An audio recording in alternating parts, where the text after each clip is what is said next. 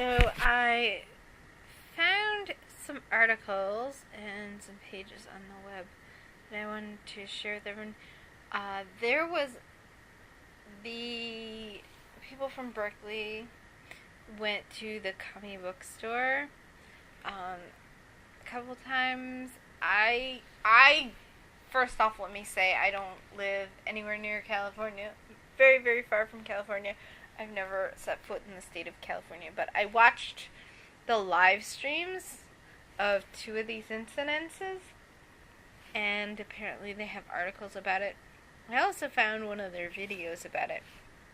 So they have it on the Refuse Fascism page, and it was reprinted from Berkeley's-side. So let's go to the Berkeley-side one because it has better pictures. Right-wingers target revolution books. And they point out that this is Toni Forman. Alright. In the past few days, as activists have protested in Berkeley, Revolution Books has become the focus of right-wing wrath. On Sunday, a few hours after Milo Yiannopoulos' brief and content-free appearance on Sproul Plaza, I would agree with the fact that it was brief and content-free. A group of about 40 to 50 people swarmed into the breezeway in front of the store. I would say that it was not. It might have been. I think there was a few incidences that I didn't see. The ones that I saw, it was maybe 20, 30 people. It was not 40 to 50. And since they like to exaggerate on the left, I wouldn't doubt that they are exaggerating. They shouted USA. I'm not sure about that. And they pounded on the windows. They did not pound on the windows. Another interesting tidbit is that I had thought this was someone else because she looks like another protester. She looks a lot like another protester, but now I see that it's not the other protester, and I have made a note on the other video. Alright, so that's the manager of the Commie Bookstore, and that's from a recent press conference about these incidences. And it was like a mob! Oh, the drama. And it was like you see at the movies, like the KKK, but without the sheets. Yeah. One of the times, the girl that was doing the live stream was like a Hispanic woman. She even said to them, actually, you put it in the live stream comment section, like, hey, they're picking on you and you're a brown woman. Anyway, smaller groups have come back to the store at least 3 other times on Sunday and Monday. Yeah, she went on Monday. The girl, I think she was Hispanic. I could be wrong. Sometimes they mass into the store and ask for specific titles, such as Adolf Hitler's Mein Kampf, Dangerous by Milo Yiannopoulos. Do you not know what it means to be trolled? Asking for Dangerous by Milo Yiannopoulos is like the epitome of being trolled. And I think by asking for Mein Kampf, they were also trolling them. Book of this writing and Mario Savio. They also asked for Bobavakian's New Communism, and they didn't sell them that either, and they definitely carry that. And on a few occasions, the volunteer workers at the bookstore, of course they have to be volunteer, can't pay your workers because you're commies, have been joined by the animal rights activists from Direct Action Everywhere, also located in the mall, to block those trying to get into the store. Yeah, they didn't really block them, they just like showed up, and people were like, where did they come from?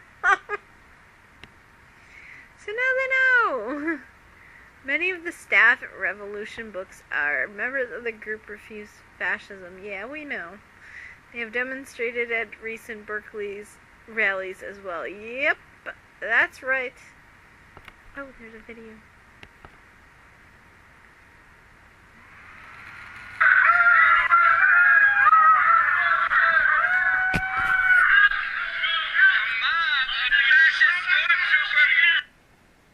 Oh, that was pretty... It's a 9-second clip, I guess. After Milo's fascist free speech day, a mob of brown shirts, red hats,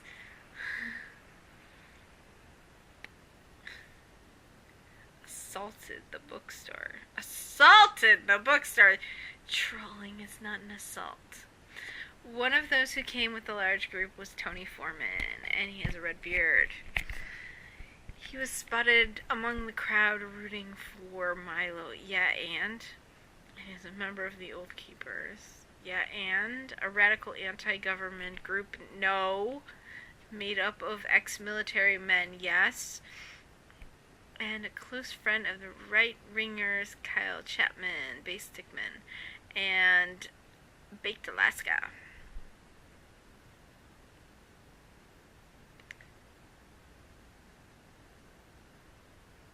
Foreman, who lives in Southern California, was stabbed 9 times in a fight in Santa Monica in June.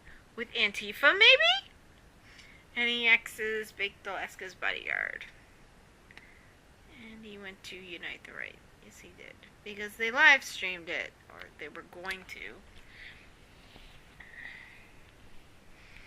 Revolution Books sells general interest novels and non-fiction titles, but it has a special emphasis on commie books!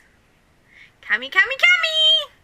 The store is aligned with the re-envision communist! Developed by Baba Vakian, the nutjob behind Refuse Fascism! And has an entire section devoted to his works and theories. Vakian grew up in Berkeley, championing a new synthesis of old and new communism, where he talks about the proletariat repeatedly, like he's stuck in last century. But it's new, I swear. While placing particular importance on the need for internationalism in revolutionary thought. Oh, you mean globalism? That's what we always call you on.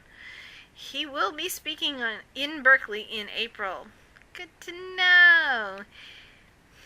It is precisely this focus on exposing President Trump's fascistic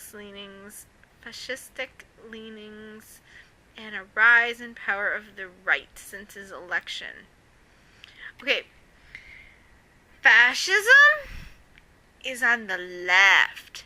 Fascism is like, well, we have crony capitalism, and it was Reagan who started that. That's not, you can't blame that on Trump. Anyway, fascism is like crony capitalism on steroids. And then communism is even further to the left. It's all about how much control the government has over the means of production. So in communism, the government has control over all of the means of production. They own everything. In Russia, they did allow them to own some small farms. They had to get special permission for that. But for the most part, the government owned everything. That's why, they just kind of forgot to make toilet paper. They just forgot. Just forgot. Because, why not? Who needs toilet paper? Oh, wait, the people who don't want to sandpaper feel on their butt. We have attracted their ire for a reason. Actually, they were just curious what books you carry, actually. That's all it was. They were curious what books you carry. Surprisingly, it's that simple. Although I think they went about it the wrong way. They probably should have sent in somebody you didn't know to film your bookstore and not on a day when Milo had just come. But anyway, city councilman says the cops are going to watch their store. They're clearly not coming to buy books.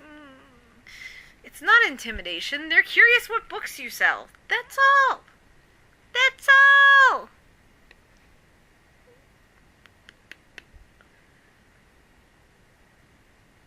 Police force out the protesters. Oh, that is not a stream that I saw.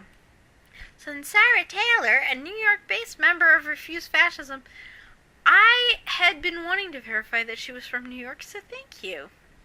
Also criticized the swarm of people in front of the store. Well, of course she did, because she's part of the commies. She's a big-time commie.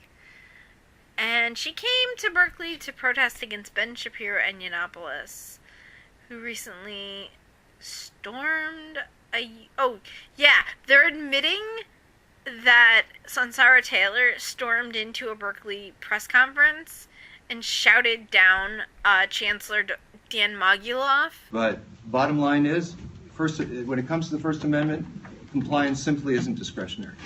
So, I want to say this press conference is a sham. This has never been about free speech. This has been about a fascist assault on the American university in the service of a fascist regime in power. Milo Yiannopoulos, Ann Coulter, Steve Bannon, these people don't give a damn about free speech. Collaborated with fascism on this campus. They rolled out the red carpet to white supremacists, misogynists, women haters, xenophobes, and they say their content...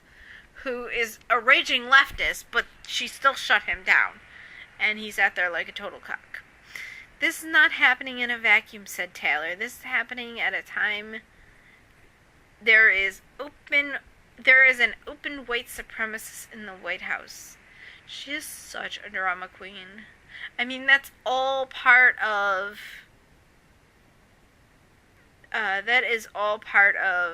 their narrative, that in order to have a communist revolution, they need to create a crisis in America, which is even in their Constitution. It says it came about after there was a crisis in America, a crisis that they're trying to manufacture. They're trying to manufacture a race war. So they're trying to say that all white people are racist, and it's awful.